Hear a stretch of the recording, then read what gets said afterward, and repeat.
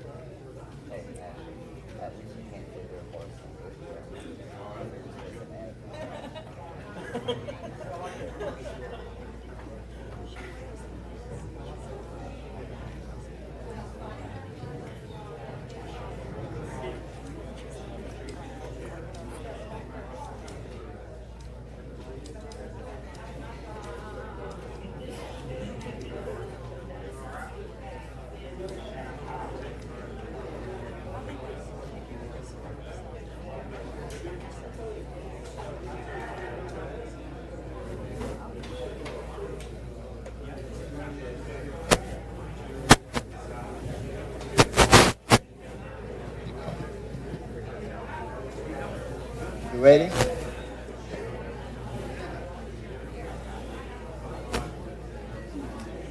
Hello, we'll try to get started relatively on time. Okay, talk right into it. Let me welcome you to the League of Women Voters Candidate Forums for Anderson County.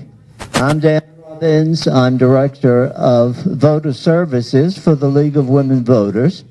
And before we get started, I'd like to introduce you to the volunteers that are helping us this evening make this work. First of all, there are timers, Larry DuBois and Carolyn DuBois. And as you've seen from the programs, each of the candidates will get a minute and a half to make an opening statement and a minute and a half to make a closing statement. And there'll be 4 questions that you are writing on your cards now. And then there'll be a minute and a half for each candidate to address each of the questions. As you write the questions, please put which forum you're addressing it to. I assume you'll all be addressing it to this forum to start with, but there are 2 more forums. And so you need to write which forum so that our 2 mentors here, the Petersons, if you'll wave or whatever, what they'll do is the 2 runners, Lucky Vote and Carol Placille, when you raise your hand, they'll come and take your card. And if you need some more cards, raise your hand and they'll bring you more cards. And then they will bring them down here to our 2 vetters who will order them in the order of importance that they decide. And then we'll give them to the moderator and she will ask question number 1. And each of the candidates then has a minute and a half to respond. And when they've used up a minute, they get this sign that says you've got 30 seconds. And after 30 seconds, this very unsubtle sign will be pointed toward them. So now, having introduced Larry and Carolyn DuBois and our vetters and our runners, and Pat Ryan, who's here somewhere, who's responsible for all the electronics set up. If he's here, raise your hand. There he is. A couple more things that I will ask you to do. Please don't applaud until we're finished with this forum, and then you can applaud as long as you like. But when each person says something, we ask you not to applaud. there are some candidates that are unopposed, and they've been invited, and our moderator will introduce those to you. And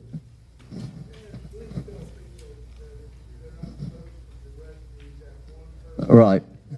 And the vetters reminded me, don't direct your question to one person, because each of the questions will be responded to by each of the candidates.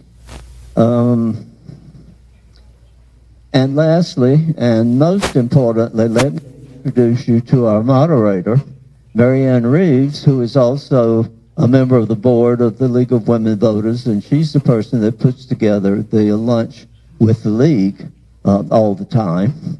And then I'd like to introduce you to Carolyn Dubois, who is the president of our League of Women Voters, who has some things to say to you.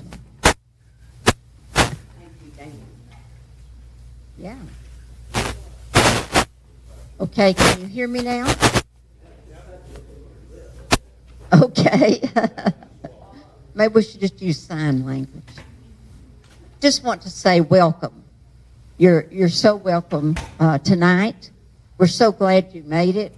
We ran into some issues in that we moved this gathering up a month and had a heck of a time getting everything in place in time.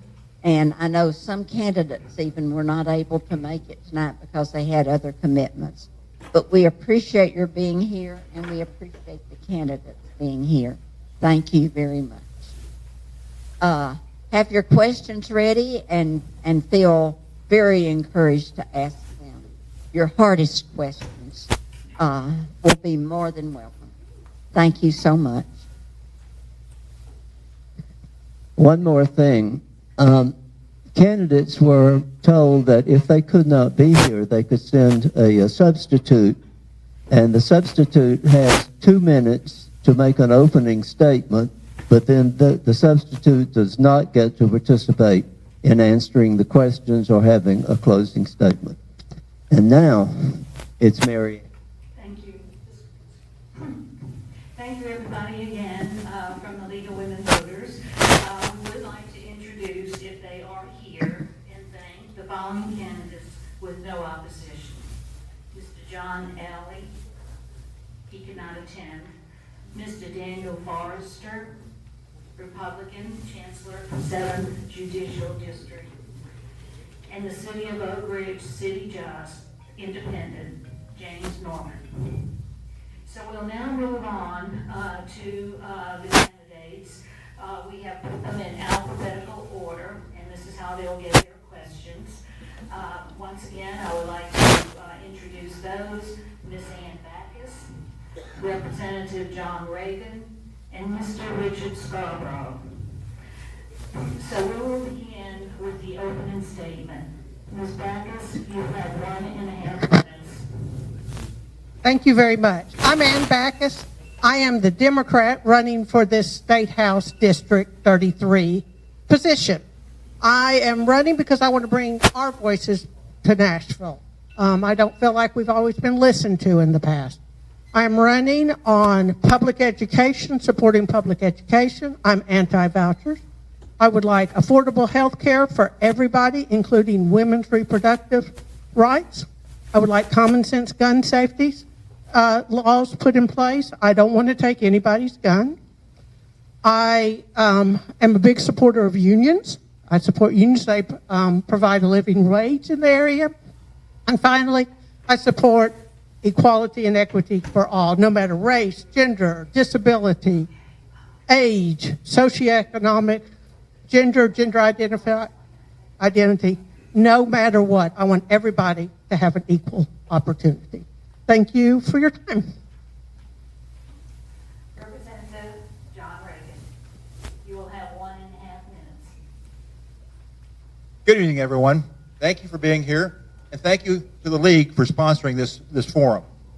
As your current state representative, I'm running for re-election to continue working for you and all Tennesseans in improving our state.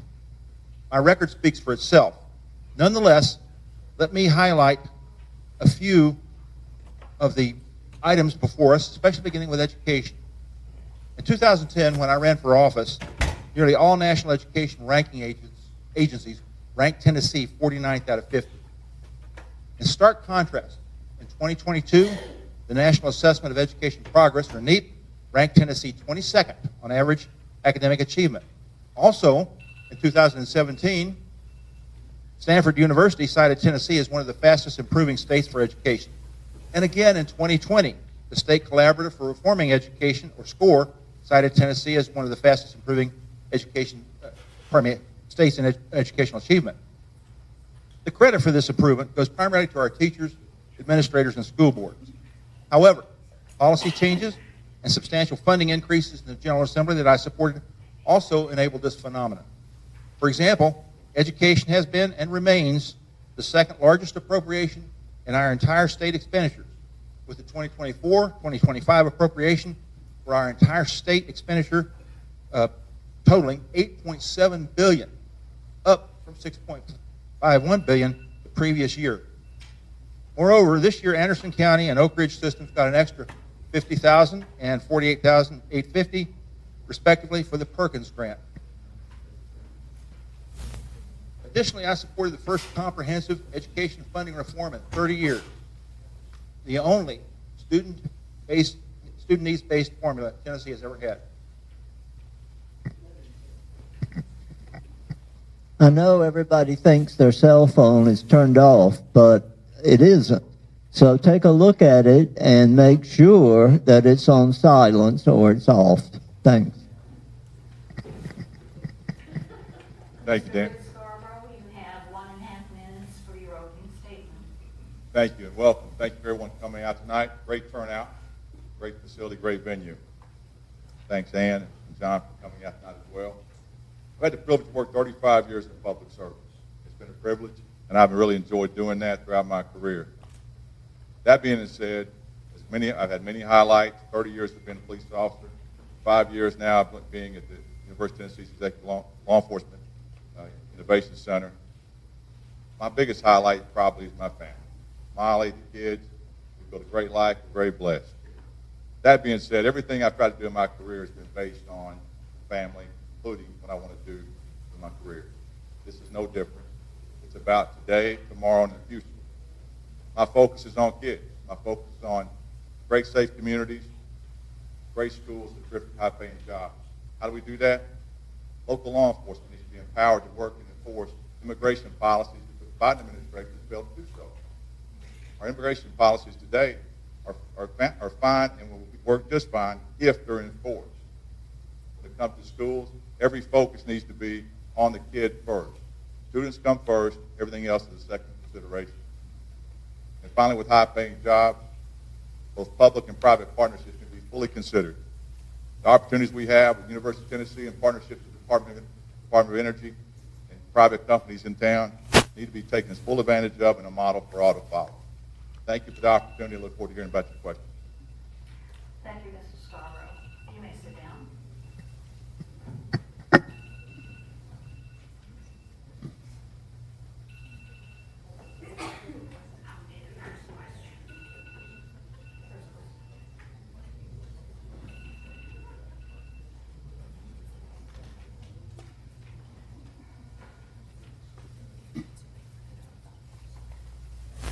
Okay, we will start with the first question from the audience, and we will start in alphabetical order with Ms. Backus. You will have 1.5 minutes to answer. Do you support Governor Lee's school voucher program? No. I believe we ought to spend our tax dollars on our public education, not on private schools. We need to fully fund our public education, including teacher salaries. And we need to provide all the supports for all the children in our school system to make them be successful. Thank you, Ms. Backus. Representative John Reagan, you have 1.5 minutes to answer the question. Thank you. And it's an excellent question. I'm going to give you a somewhat difficult answer, though, in that I didn't support Governor Lee's proposal. I did support his proposal as modified by the House. We had a bill with 49 provisions in it. One of them was his. The other 48 were about improving our public school system and increasing funding for it. I can give you the details on that if you're interested, but suffice it to say, it increased teacher pay, it increased coverage of health care for the teachers, it added funding for schools to be able to do maintenance as well as capital projects, and a number of other things. That bill, of course, did not match what was in the Senate. The Senate couldn't quite get their way to getting all that approved, so the bill died. If the bill comes back, once again, I cannot commit to supporting Governor Lee's proposal as it was presented. However, I will support the same kind of bill that I did this past time. Thank you. Thank you, Representative Reagan. Mrs. Scarborough, you have 1.5 minutes to answer the question. Had I been sitting in Mr. Reagan's seat this year, I would have voted no on the bill. We have 3 different versions in Nashville this past year. It doesn't take much to figure out that we have a lot of homework to do. Mr. Reagan spoke about components that were needed to be considered. They placed some components in there, somewhat, like say, I'm trying to save teachers' health care coverage and reduce the cost for teachers' health care coverage. That money would have to come from somewhere else. We're not going to give you something that's taken away from somewhere else. So be leery about that. I want to kind of think about the old saying, a pig in the poke. Be very careful about that. When it comes to what we would want to consider in any kind of child's education future is, again, measurables. Accountability has to be considered. We measure what we value. Without accountability, we're not measuring performance. Performance is going to be very, very important. One other component they talked about was removing some accountability in the public school system. Reducing standards is never the option. That's a non-negotiable. Never reduce standards. Excellent education programs is what our kids deserve here in Anderson County, Tennessee. We've got 3 great school systems. Let's focus on those first. We'll consider legislation some other time. Thank you, Mr. Scarborough. We will proceed with question number 2, starting with Representative Reagan. Project 2025 proposes that the federal government eliminate Head Start and free and discounted school lunch programs. Do you support this plan? Project 2025, as I understand it, is something that's been put forward by a think tank. There are multiple think tanks all over the country supporting various different projects. I have not read Project 2025's proposal, and therefore, for me to commit to it one way or another would be foolish until I have read it in great detail. As far as the principle is concerned, I can truthfully say that think tanks put ideas out there. I read hundreds, literally hundreds of inputs from these various think tanks from across the nation. I sit on the National Conference of State Legislatures Education Committee. I get all of them sent to me, and I do read them all. That said, I don't pick and choose which ones I'm going to support or not until such time as it becomes a legislative item in front of me to make a decision on. Again, I will say truthfully, to commit to support something that you don't know the details on is foolish, and I won't do it. Thank you. Thank you, Mr. Reagan. And next, we will have Mr. Scarborough. Care to repeat the question again, please? Sure. Project 2025, which is being proposed by, as Representative Reagan said, by a think tank, Heritage Center, that proposes that the federal government eliminate Head Start and free and discounted school lunch programs. Do you support this plan? No, I'm not familiar with this think tank or the idea, actually. But common sense will tell you if we're not going to feed our kids and provide our kids nutritious meals that need it, it doesn't really matter what program you put in education. I'm never going to argue about trying to feed children. So we need to make sure we continue to give the free meals to children that absolutely need that. When it comes to eliminating Head Start, that's not going to be an answer either. Some vital learning opportunities occur at the early ages. Anybody that has children or grandchildren know what great leaps and strides they make in the early ages. I'm not familiar with the program, but I will vote no again.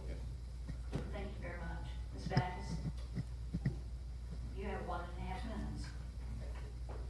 I also, I've heard of it. I've done a little bit of reading on it. I support early Head Start education. Our vital time is those preschool, pre-kindergarten years. And I think we ought to be feeding every child. No child should be going hungry. Every child that needs a meal should be able to get that. They can't learn without it. Thank you. Thank you very much. Third question, we'll start with Mr. Scarborough. And this is, why is your policy regarding teaching of American history in K-12? Should local teachers introduce the curriculum? What role, if any, does the state and county play in curriculum development? Would you like me to repeat that? Yeah, it's a long one. It looks like it's in 3 parts. What is your policy regarding teaching of American history in K through 12? Should local teachers and administrators choose the curriculum? What role, if any, does the state and county play in curriculum development? Again, 3-part question, but I'll try to keep it very simple. History's history. Don't try to pick and choose what we're teaching. Teach history. From a state, county level, I think we should start from the inside out. Let the county approve the initial curriculum. State can provide oversight to the Department of Education. But again, when we start picking and choosing what is history, I think we're going to be in trouble because it's very subjective. History's objective. Just teach history. Ms. Backus? I also, history is history. Teach everybody's history, not just one side. We have great school systems in Anderson County. Our teachers are great. I'm in many of the schools. We need to trust them to teach our kids. Thank you very much. Representative Reagan? Thank you. The system that we have set up right now is the state school board sets state standards. The county, in turn, county school boards or city school boards develop the curriculum. That's in current law.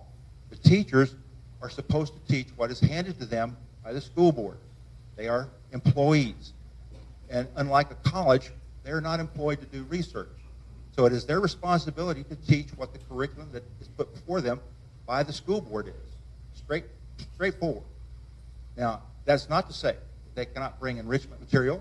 They cannot talk to the students about different experiences. They cannot take field trips and show them different things. That said, the curriculum is set by a government body. They are government employees. It is their job. They are hired. They are paid to teach the curriculum that is developed for them. The state standards are given to the state school board, and they're there to make sure that all of our students meet the requirements to be able to get a Tennessee diploma. Straightforward. It's the same across one part of the state to the other. The problem is, if we go from one part to the other, we have school systems in our state that are not as good as what we have here in Anderson County. Some of our school systems, and I have been in them, I've visited quite a few across the state. Some of them, quite frankly, are atrocious. But we must have state laws that apply across the board for good school systems and bad alike. Therefore, we have to have standards that are enforceable. Thank you. Thank you very much. I will go on to question number 4. It's a little bit long, too. Okay. Gun deaths in Tennessee are the 11th highest in the country. Leading cause of death among children. How will you address this uniquely American problem? Ms. Backus?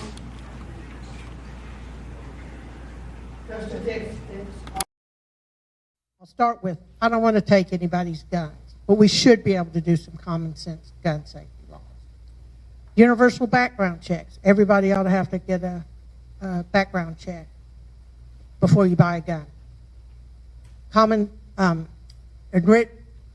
emergency risk protection orders, red flag laws. We need to be able, if somebody is in the middle of a crisis, mental health particularly, we need to be able to remove that weapon temporarily. And finally, safe storage. We need to be able, everybody who has a gun should store it where no kid can get at it. Thank you very much, Ms. Backus. Representative Reagan? Thank you. Interestingly enough, this is a good question because you need to delve into statistics to look at it. Somewhere between 56 and 60% of the quote-unquote gun deaths are suicides. What that leads me to believe is it's not the gun that's the problem, it's the mental illness. We need to tackle that issue straightforwardly head on. If we were able to cure that mental illness, over 56% to 60% of that problem goes away, period. There is no ifs, ands, or buts about it. Of the remainder, about 1% are accidental, and about 1.5% are other causes. The remaining 38% are homicides. And the fact of the matter is that people who perpetrate homicides, by and large, are a criminal element. They're going to get firearms regardless of what you do, background checks notwithstanding. The solution to that is to pursue, shall we say, much more rigid law enforcement to ensure that we get these criminals out of our society and keep them where they are not a threat to anyone. Thank you very much. Mrs. Scarborough?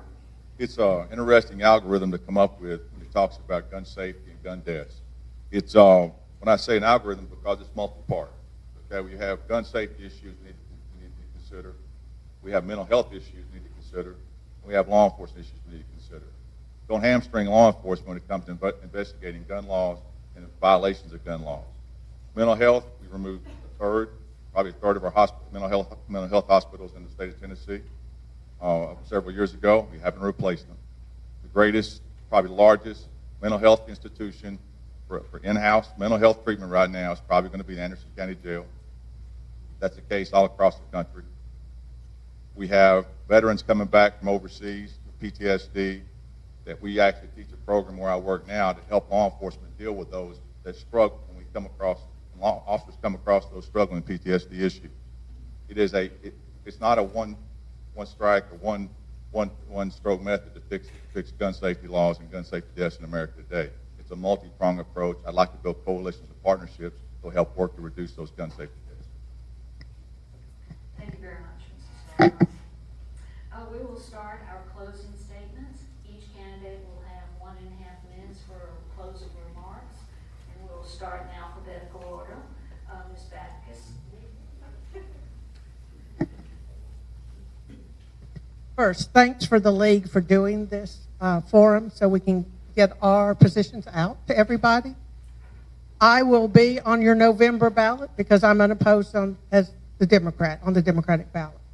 I look forward to talking to more of you all between now and November. But I want to tell the Democrats in the room that it is important for you to get out and vote in the Democratic primary. We have a contested U.S. Senate race, and who you want to be our Senate candidate is important. Don't assume the one you care about is the one that will get elected if you don't vote. Thank you. Thank you very much. Representative Reagan. Again, let me close by saying thank you to the League for hosting this event, this forum. This evening you heard my opponents and me put forward our positions before you and address your questions.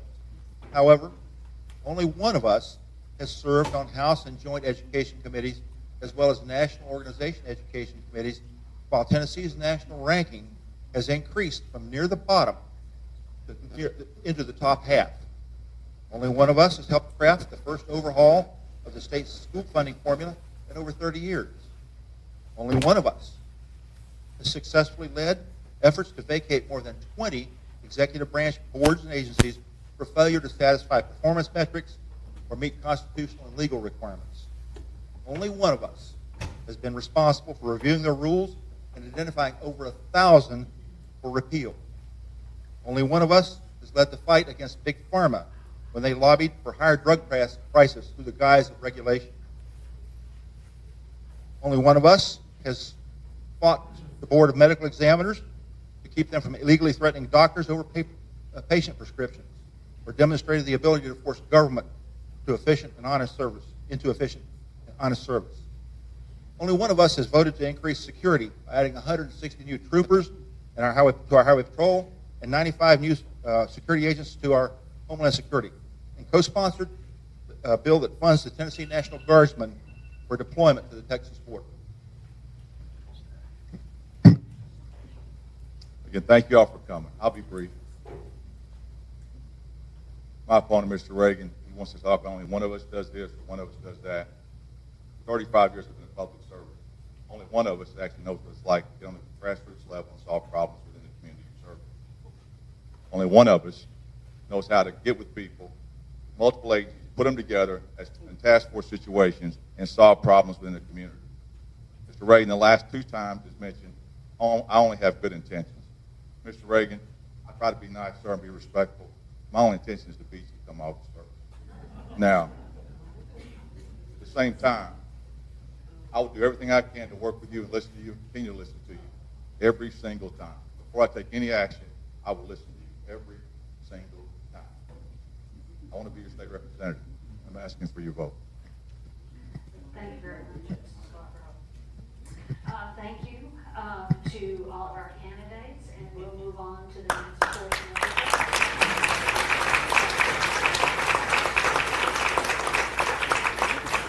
There are a number of questions that we didn't get to, and so we'll put those questions out on the table if you candidates would like to look them over.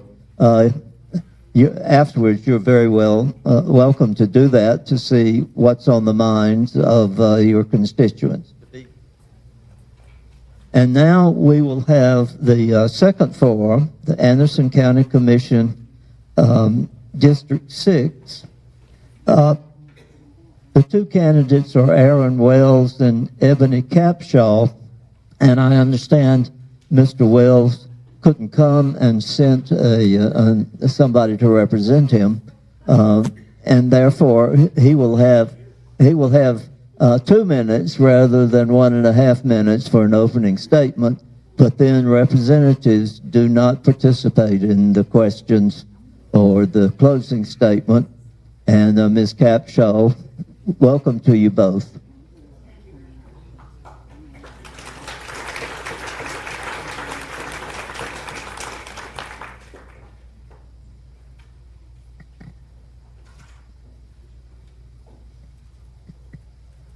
Yes, thank you.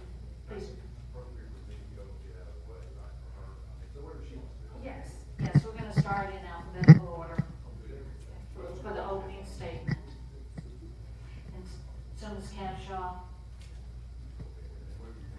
because I'm not sure what your alphabetical order. Representing here, and I'm going to speak for 2 minutes, and I'm going to go back to work. Okay, if that's what you'd like to do. You want me to go first? Go ahead. I want to talk about the League of Women Voters first. I mean, everybody thank the League of Women Voters, thank the women. I came to my first meeting in 1976 with Keith Bissell. We sat on the back. We did everything we can do. I see Faye Martin, I see Jerry Creasy, I see everybody, I see Joel, I see everybody here that were here in the 70s. And I'm just going to make one point, and I'll give Aaron a little time. But it's more important what you do today than it was 46 years ago. We're inundated with blue and red, blue and red, blue and red, 24 hours a day, 7 days a week on multiple news channels. And how do you find out about a school board race or a county commission race or something, or a city council race or anything? Because you guys facilitate that. And there is no other place to facilitate anymore. So you deserve a lot of applause and a lot of credit for what you do. Not just thanks, but you actually make a difference, and for all of us to learn a little bit more about it. I met Aaron Wells 20 years ago. He called me, says, I want to get involved in politics. I need your help. I said, I want you to do me a favor. I want you to close your eyes, turn around, and run as fast as you can in the other direction. And he said, why? I really like that. I said, well, he didn't listen, of course. So anyway, he got involved, and he stayed involved for quite a bit. And Aaron is Aaron's one of the good guys. I have hundreds of people I know in politics around the country, and he represents that local Boys and Girls Club is his life. He's gotten married in those 20 years. He has 2 children. And he cares about Scarborough 85. He cares about the Girls and Boys Club. He cares about things that really matter. And in our society today, that really counts for something. I mean, Aaron Wells is one of the good guys. And believe me, there are a lot of bad guys out there. I know a lot of people. And in the political world, our local officials, all of them are special. And they do something for very little money. And he's one of the good guys, and I hope you can consider him for a re-election. Thank you. Thank you very much. Ms. Capshaw, you will have 1.5 minutes. Good evening, ladies and gentlemen of Anderson County. My name is Ebony Capshaw, and I want to be your next county commissioner. Why? because I love to serve people. You all help build me up, and I am here to give back through public service. I believe every person, every voice, every vote matters. I love this county and returned to Oak Ridge after graduating from college in 2008. I think Anderson County deserves a person of integrity and a hard worker to continue and build upon the standard of excellent service within this office. I'm currently an enrollment and program advisor at Knoxville College. I previously worked as a quality auditor and pharmacy technician. The healthcare and education fields require one to be very detail-oriented. The one mistake can harm a patient, prevent a student from graduating, or lead to a $3 million distribution error. I support public education, intellectual freedom, and improving our infrastructure to handle the economic and population growth that we're experiencing in this county. I always strive for excellence in every aspect of my life, from my first job at the DOE water plant, to Methodist Medical Center, to my current job. My mother and grandparents taught me a hard work ethic from childhood. Auditing has taught me to be diligent in executing my responsibilities, no matter how many times a worker runs from me, or if they offer a nice, yummy box of Thin Mints, I must do my job. If elected, I will be a servant of the people. I will follow policies and conduct myself ethically and with an empathetic heart. The people of Anderson County have the power to bring a new face to the scene, so here I am, ready to work for you. So vote Ebony Capshaw for commissioner, and thank you. Thank you very much, Ms. Capshaw.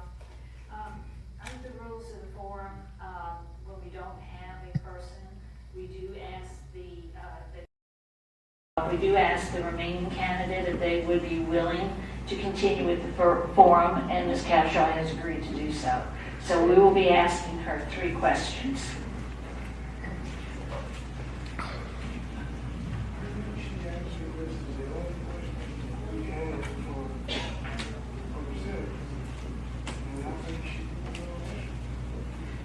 Okay, so we will,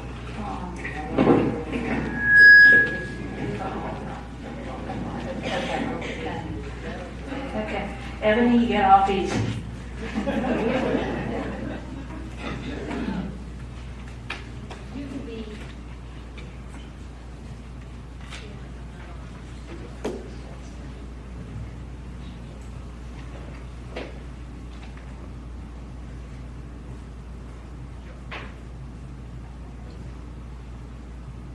Talk loudly. I will talk loudly anyway. So we have a question here that you can take longer than your 1.5 minutes, since it's only one question.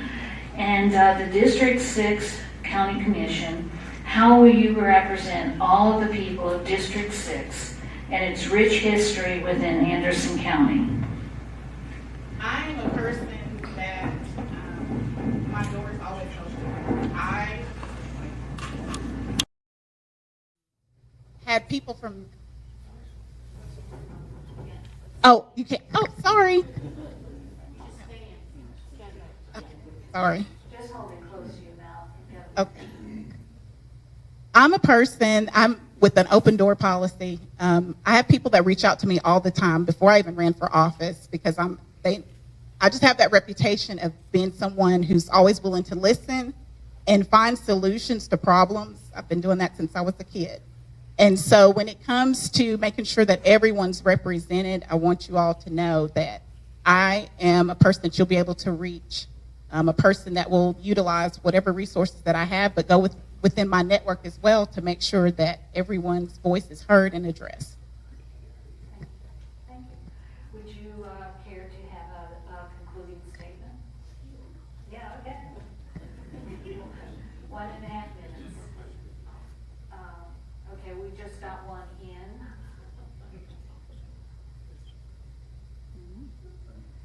I'm not sure I understand this one. The county commission's run.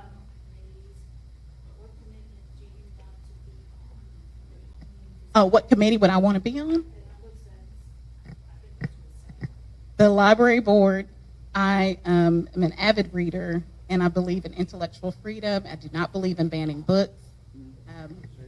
That would be one of the boards that I would love to be on, as well as the budget committee, because I am very detail-oriented and want to make sure that we're fiscally responsible in how we spend our money. Thank you. Did you want me to do my closing statement? Okay. Very short. Ladies and gentlemen, thank you all for participating in today's forum, for your thoughtful questions and insights. As we conclude, I want to emphasize the importance of our collective vision for the future of our county. It's not just about policies and programs, it's about ensuring that every voice is heard and every community thrives. I'm committed to transparency, accountability, and collaboration. Together, we can tackle our challenges head on and build a county that we can all be proud of, one that values equity, opportunity, and sustainable growth. I ask for your support and your vote because I believe in our potential to create positive change. Let's work together to make our county the best it can be for everyone. So thank you all for having me tonight.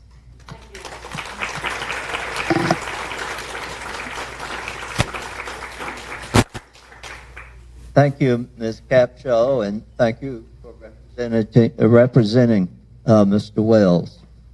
And now we'll have the Anderson County School Board, District 8, Ms. Glenda Langenberg and Mr. David Miller.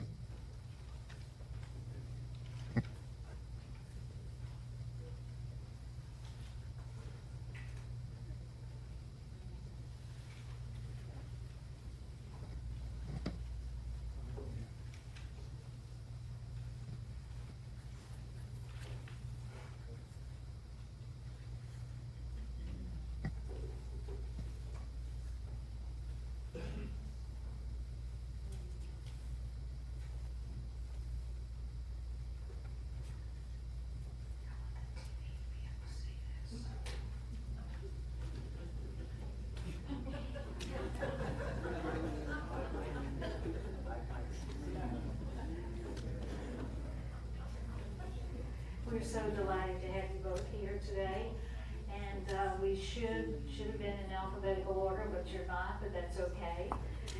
So what we'll do is start with opening statements.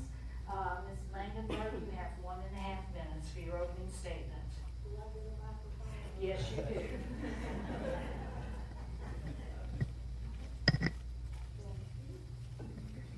I'm Glenda Langenberg, and I'm seeking re-election to the Anderson County School Board. Can everyone hear me? Okay, I'm Glenda Langenberg, and I am seeking re-election to the Anderson County School Board. And thank you for inviting me here tonight to speak to the league, and thank you all for coming out. Many wonderful things are going on in our school system.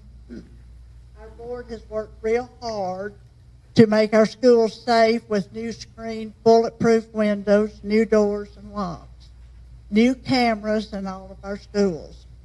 We provide SROs that are school security officers and registered nurses in all of our schools. All of our schools have computers assigned to them, and we work with Comcast to provide Wi-Fi services in our rural areas. All students have free transportation and free lunches. During COVID, we kept our cafeterias open for those less needy families that need to have food daily. I was honored last year to receive the Master School Board certification. I work with our special service director to help homeless the population in Anderson County. Thank you. Thank you very much, Ms. Langenberg. Mr. Miller? Thank you. It's great to be here.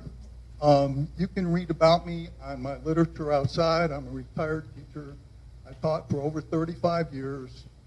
I'm here to pay it forward, and particularly to pay appreciation to the reason I'm here is the people that taught me. And I want to pay it forward.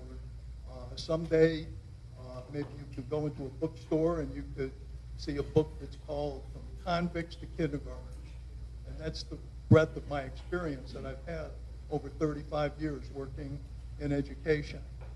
I firmly believe that public education is the key to democracy in this country. I firmly believe that, I think a lot of you are old enough to know that when we went to school, that the teachers were the ones that made the decisions. And that's what I'd like to see back, and I believe that's the key to improving education forward. Since I decided to run, I've been into a majority of the Anderson County schools, thanks to Dr. Parrott, and I'm very impressed with the facilities. I'm very impressed with the people that I've met, and I would look forward to serving on the board. Thank you. Thank you very much, Mr. Miller. Okay, we'll start with our. We will start with Ms. Langenberg first, and you'll have 1.5 minutes to answer this. And it says, should all parts of American history be taught in public schools?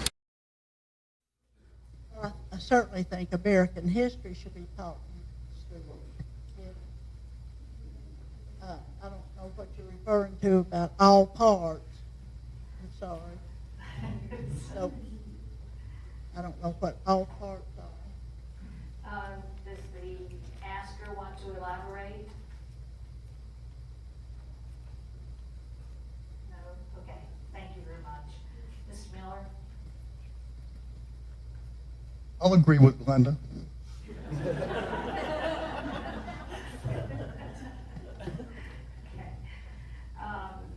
Okay. Question number 2. Miller, what are your thoughts on vouchers? I think vouchers are just a way of an opening statement to privatize education in this country. Can you hear me okay? Yes. I'll tell you a brief story. 35 years ago, I was in a school library, and Bill Clark in Ringgold, Georgia, was telling teachers, and he was running for office at the time, that what they needed to do was they needed to start schools out of their homes, and maybe if you brought in 2 different shifts, one in the morning and one in the afternoon, you'd be able to make more money. And he got elected. So I'm absolutely against vouchers. I feel that they take away money from public education, and I feel that it's the opening step towards privatizing all education in this country. Obviously a bad idea. There's lots of details about how vouchers will basically go to people who are already paying for their schools, private schools. There's also the whole issue of accountability in these voucher programs where there really isn't any. So again, bad idea, moving towards an even worse idea. Thank you. Ms. Langenberg, you will have 1.5 minutes. I'm totally against vouchers also. I feel like, number one, I feel like it leaves children out, some children out, and I'm not for that. And I don't think it offers very much for special education, special ed children. And so I'm very much against vouchers. Takes away from public education. Thank you very much. Question is, what is your position on sexually explicit books in taxpayer-funded libraries and school libraries? And the term sexually explicit wasn't defined.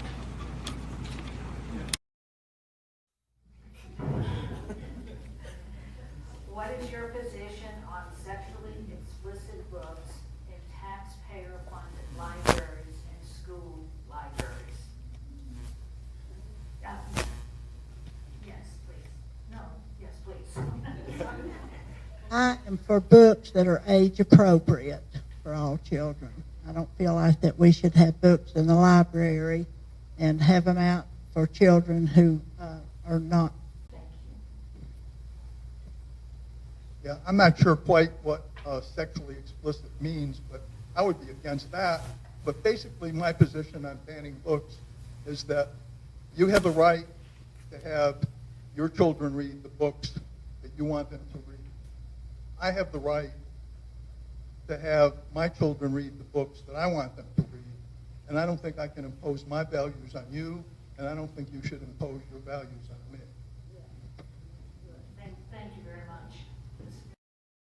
We now proceed to our closing statements. You will each have 1.5 minutes. Ms. Langenberg, if you will go first, please. Okay, as I just told you, I was honored to receive the award for Master School Board. And I work with Special Service Director to help our homeless population. And I work with campus court programs through the juvenile court to help families that don't realize the importance of sending their children to school. I love serving on the school board. I am very knowledgeable of all the schools and the districts in our county. And I work well with my fellow board members, county commissioners, and the mayor. And please think of me when you vote. And one good thing about my opponent is that we're the same age. So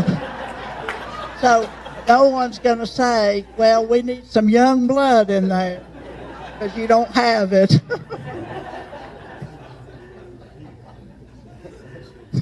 Thank you. I'd just like to give you a little background as to why I'm even here today. It's education. Growing up, being a teacher, the reason I moved to Oak Ridge 2 years ago was because I wanted to be near, I call him my second son, although on a good day he moved up to number 1. But he was one of my students. He was a refugee from Kosovo in the year 1999, 2000. I became his legal guardian. He moved in with my wife. Went through high school, has a degree in economics from the University of the South, Sewanee, better known. Lives in Knoxville. And 2 years ago, as my wife's health deteriorated, we needed to be near and get some more support. And so we decided to move into this area, and this is what we found. He has a degree in economics. He's a bank manager for Y12 credit unions. And so my life has come, full cycle from where I've started and to where I am now, and I just hope to continue it, whether it's on the school board or not. I'm going to be involved with raising funds for 2 college scholarships, one in my wife's name and one for the teacher that helped me get out of high school. Thank you.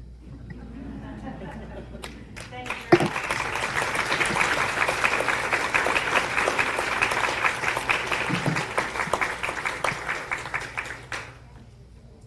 First, I want to thank all of the candidates that participated in our 3 forums.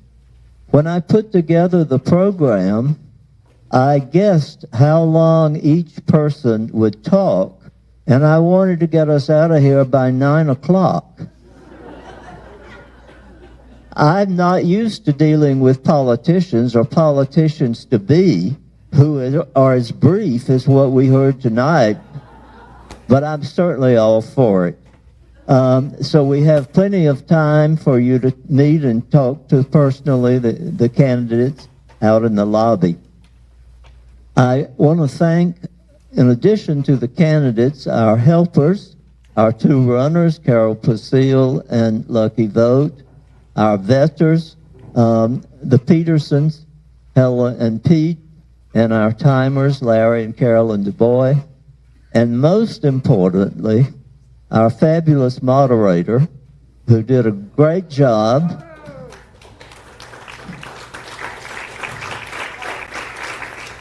Our electronics expert, her partner, Pat Bryan, and Mary Uziel, for whom we could not do any of this without her. She is the stalwart person who does most all of the work and keeps us all in line.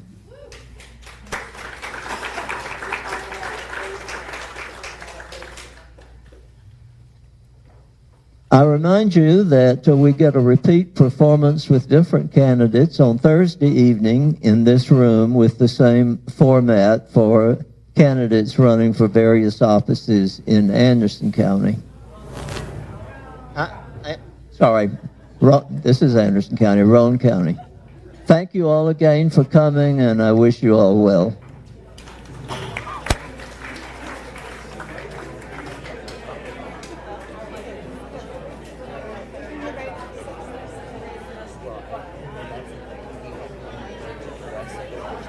7.